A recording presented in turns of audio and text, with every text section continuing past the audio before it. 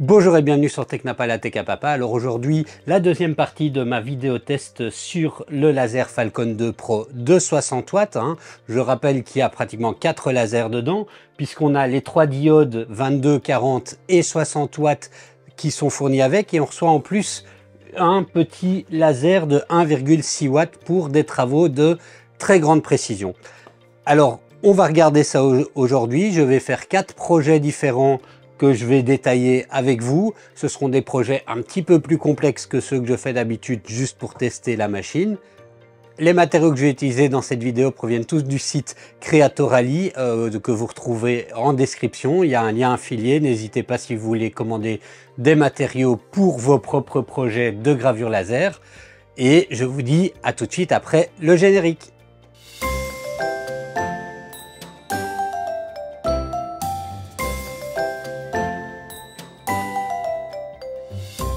Alors le premier projet, pour exploiter la puissance du laser de 60 watts, j'ai des planches de pin de 10 mm d'épaisseur. Je vais faire une horloge avec ce projet-là. Donc l'idée, ce sera une horloge un peu avec des espèces d'engrenages. Et donc une horloge avec un diamètre de 35 cm. Donc l'idée sera de faire une découpe en rond avec une gravure à l'intérieur qui correspond aux chiffres de l'horloge, tout simplement. Alors je vais un petit peu réfléchir comment est-ce que je vais faire mon design, mais voilà, je vais trouver. Et sur la deuxième planche, on va découper un système d'engrenage juste pour décorer. Et après, le mécanisme d'horloge qui viendra au-dessus.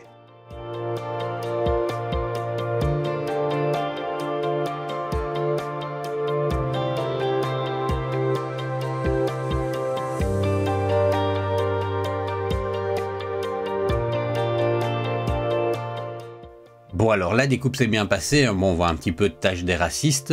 Par contre, vous voyez que ici, comme on est sur 10 mm, on a vraiment du solide et c'est pas mal pour cette horloge. Je vais maintenant nettoyer et poncer un petit peu puisqu'il y a de la suie dessus. Alors pour nettoyer, ce que je fais, c'est que je passe avec de l'alcool isopropylique et tout autour pour bien faire partir la suie. Vous voyez que la suie tâche quand même pas mal, donc je vais régulièrement avec un chiffon propre et je fais tout le tour comme ça, et puis l'intérieur également, et puis un petit peu le dessus pour pouvoir nettoyer tout ceci.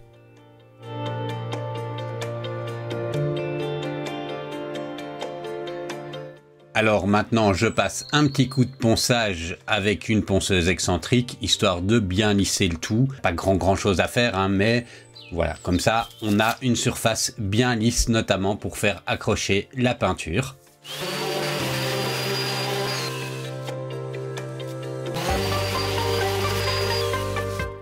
Alors pour donner un aspect teinté et vieilli et en même temps protéger le bois, je vais utiliser cette lasure protectrice pour bois extérieur couleur brune et je vais simplement peindre le cadran.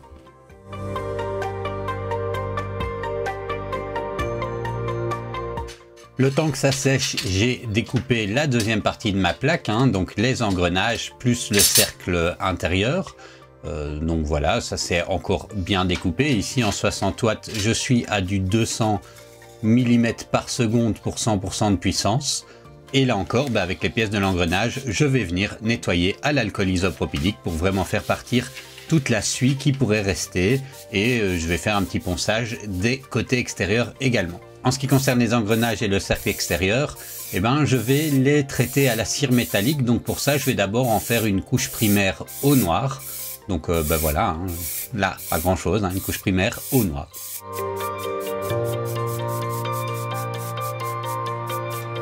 Ensuite, je viens traiter à la cire métallique. Alors là, j'en utilise deux, une couleur bronze et une couleur argent. Et je vais faire des couleurs pures et des mélanges un peu entre les deux pour avoir 3 teintes différentes au niveau des engrenages. Alors voilà, les pièces, je les ai toutes vernies avec un vernis protecteur et je vais pouvoir maintenant penser mon assemblage. Alors en gros, vous voyez ici à quoi ressemblera l'horloge. Une fois assemblée, il faudra également encore mettre le mécanisme. Je vais toutefois encore faire quelques peintures pour donner un peu plus de contraste et notamment aux chiffres qu'on ne voit pas beaucoup, je trouve. Donc premièrement, je viens brosser à la cire métallique, hein, donc c'est juste un brossage à sec ici, des chiffres à la cire métallique.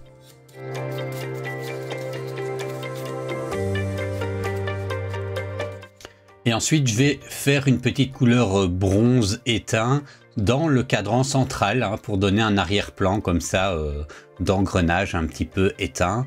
Donc pour ça, je vais venir faire un petit masquage vite fait à maison.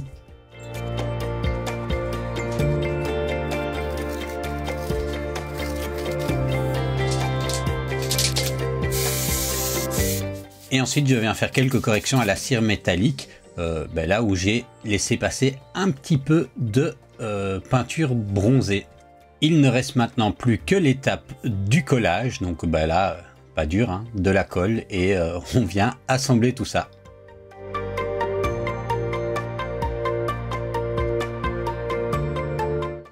Il ne reste plus qu'à installer le mécanisme d'horloge. Alors voilà, hein, c'est ce genre de mécanisme là. Moi j'ai déjà installé l'autre, j'avais oublié de filmer.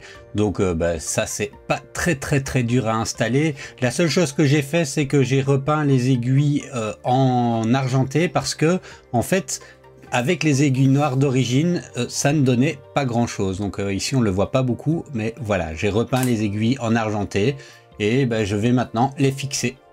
Et voilà ce que ça donne au final sur mon mur. Donc un superbe effet, et finalement, bon, c'est un peu de travail, mais c'est quand même à la portée de beaucoup de pouvoir réaliser de belles horloges comme celle-ci. Bon, alors il fait un petit peu sombre ici pour mon deuxième projet, hein, pour tester le laser en configuration 40 watts. Et pour pouvoir illustrer la découpe en 40 watts et faire un projet qui est utile, je suis ici dans ma buanderie. Alors il y a pas mal d'humidité dans la buanderie et on a un système, enfin voilà, c'est une maison qu'on achète, donc on commence à faire quelques petits travaux. Et j'ai un système, voilà ici, il y a moyen d'évacuer l'air, mais il n'y avait pas de système d'extraction d'air actif. Alors j'ai un système d'extraction d'air, mais vous voyez, il n'est pas au bon gabarit, hein. Je l'ai ici et il n'est pas au bon gabarit et ça n'ira pas. Alors plutôt que d'aller acheter un cache, je me suis dit que j'allais faire mon propre cache avec une plaque ici de 4 mm d'épaisseur, et ça me permettra de tester la découpe sur une plaque de 4 mm d'épaisseur. Alors pour ça on va le faire en 40 watts. Je vais aller sur l'ordinateur faire mon petit gabarit, hein. J'ai pris mes petites cotes pour pouvoir dessiner mon gabarit de découpe. Je vais faire ça sur l'ordinateur et puis après je vais mettre ça en peinture et installer ça. Donc à tout de suite.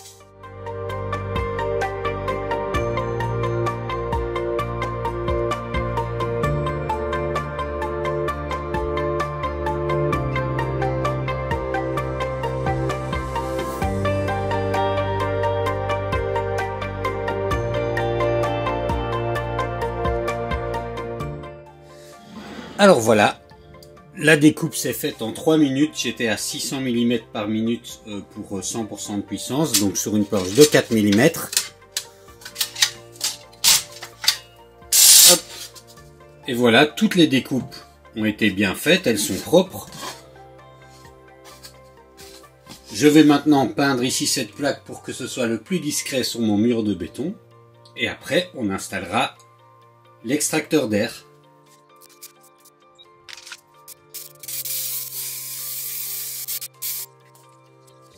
Alors je peux toujours me servir, même pour un projet comme celui-ci, de me servir de mes peintures à effet pour diorama, pour venir recouvrir la plaque d'une texture qui ressemblera au béton. Alors comme c'est un mur en béton, ça devrait normalement permettre de rendre tout ceci plus discret.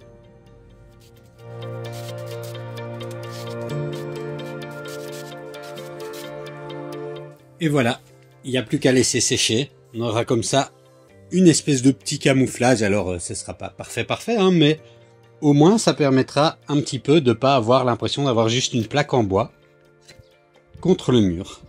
Alors voilà, maintenant ma plaque est prête elle a un petit peu de ciment, enfin de béton sur elle. Et ben je vais installer maintenant le purificateur. Vous voyez qu'il rentre parfaitement. Les trous sont parfaitement pensés pour. Donc c'est très très bien. Je viens mettre un petit écrou pour pouvoir laisser un petit passage pour faire passer le câble d'alimentation.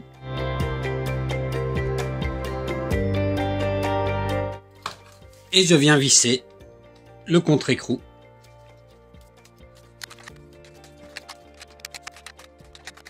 Et voilà, c'est fait. J'ai plus maintenant qu'à venir le fixer au mur. Et voilà, il me reste plus qu'à le coller. Donc je viens mettre la colle au pistolet. Hop. Et voilà, comme vous pouvez voir, ben, ça marche très très bien. Il n'y a pas eu de problème.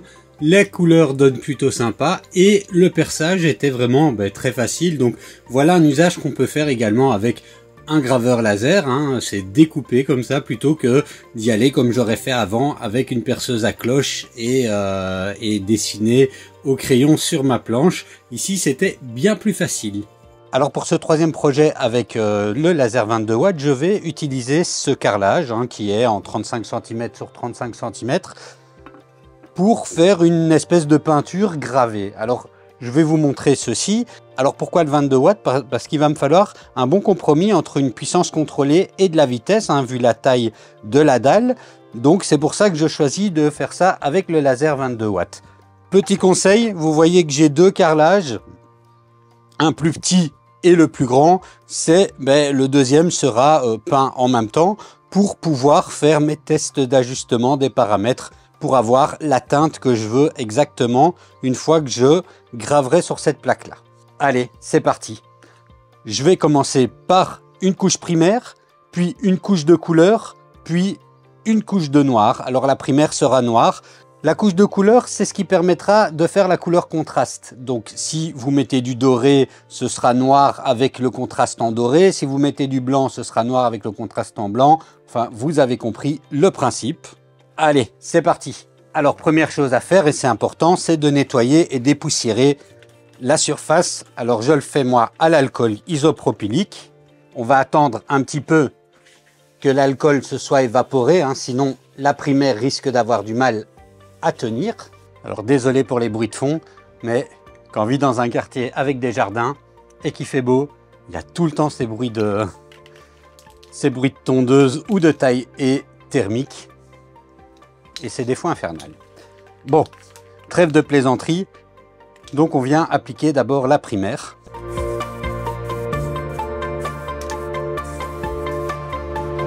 Alors, en seconde couche, je vais mettre du rouge.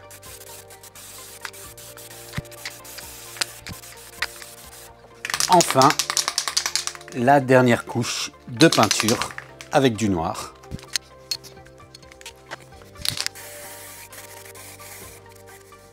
Et voilà ce que ça donne, hein.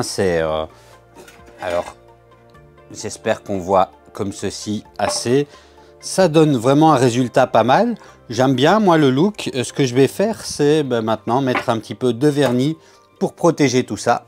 Et celui que j'aime bien utiliser pour des objets qui peuvent être manipulés ou mis à l'extérieur, c'est celui-là. Voilà, c'est pas pour de la pub, mais comme je sais qu'on me posera la question...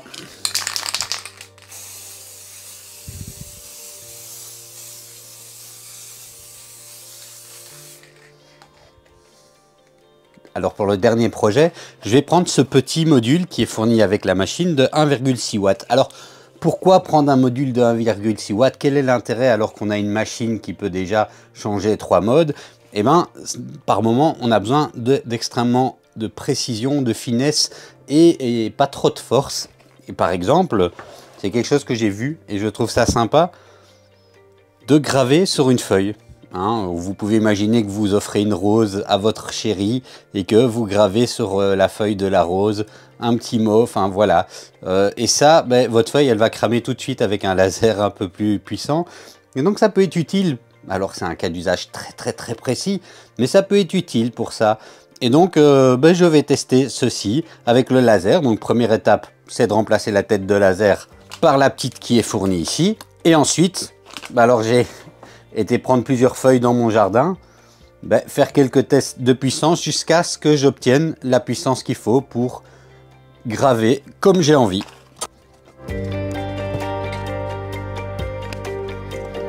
Et voilà, la tête de laser a été remplacée. Vous pouvez voir maintenant qu'elle est toute petite. Alors ce que je vais faire, c'est que je vais agrafer la feuille sur une petite plaque en bois. Je vais me resservir de ceci, qui était de mon premier projet avec l'horloge. Alors je ne l'aurai pas parfaitement droite, mais on va faire comme ceci. Et je vais venir faire le focus avec la petite cale.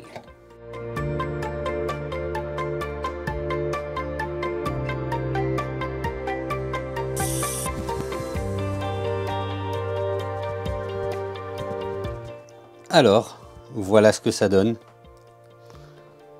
De la gravure sur une plante.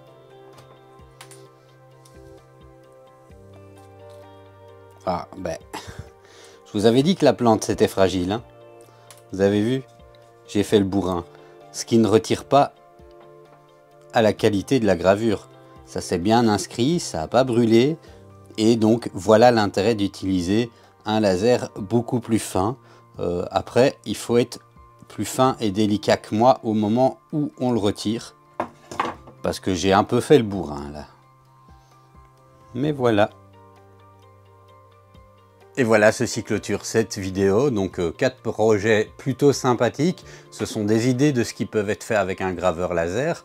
Ici, l'avantage de celui-là, c'est qu'on a les 4 diodes, entre guillemets, ou en tout cas les 4 puissances de laser dans le laser fourni avec. On peut multiplier les projets. Il y a, j'espère qu'on ne l'entendra pas, mais il y a une mouche qui me tourne autour. J'ai envie de ne pas être gentil avec la cause animale. Voilà.